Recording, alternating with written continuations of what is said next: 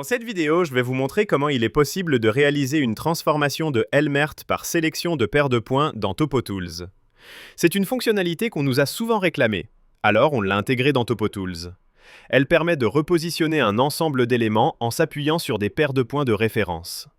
Très utile pour réaligner un levé, ajuster une importation ou caler un ensemble de lignes, points et textes provenant d'une source de faible précision. Prenons un cas basique, juste pour l'illustration, avec quelques éléments à déplacer. Le principe sera de définir au moins deux paires de points entre le modèle d'origine et la destination. La transformation s'appliquera aux éléments sélectionnés.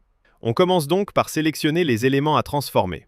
On identifie les points de référence, en rouge dans notre exemple, et on choisit une destination cible parmi plusieurs possibilités. Pour la démonstration, nous avons ici deux groupes de points cibles. Les cibles vertes correspondent à une translation plus rotation sans mise à l'échelle, sans erreur. Les dimensions sont conservées et les points transformés collent parfaitement aux points cibles. Les cibles magenta. Les points semblent identiques, mais à y regarder de plus près, on observe de légères erreurs de position. On peut ici appliquer une transformation avec ou sans mise à l'échelle, en répartissant les erreurs via la méthode des moindres carrés.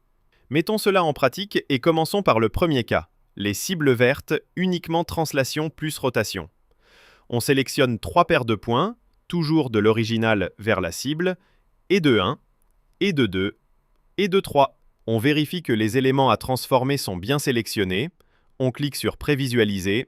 Le résultat s'affiche à l'écran, mais n'est pas encore appliqué. C'est une simple prévisualisation. On peut également générer un rapport provisoire dans Excel.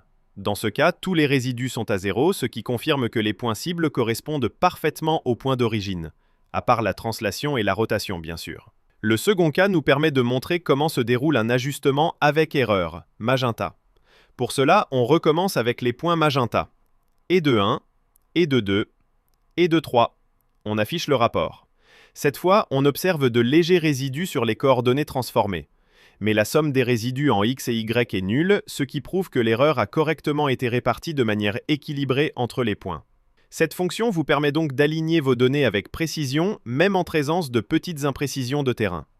Si cette vidéo vous a été utile, n'oubliez pas de vous abonner et de cliquer sur la cloche. Vous serez ainsi informé dès qu'un nouveau contenu est publié.